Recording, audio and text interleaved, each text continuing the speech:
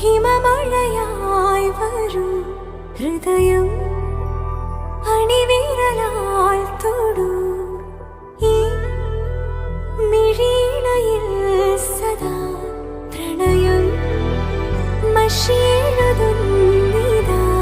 ശിലയായി നിന്നിടാം നിന്നെ നോക്കി യുഗമേറെ എന്റെ കൺചിമ്മിടാതെ എൻ ജീവനേ അകമേ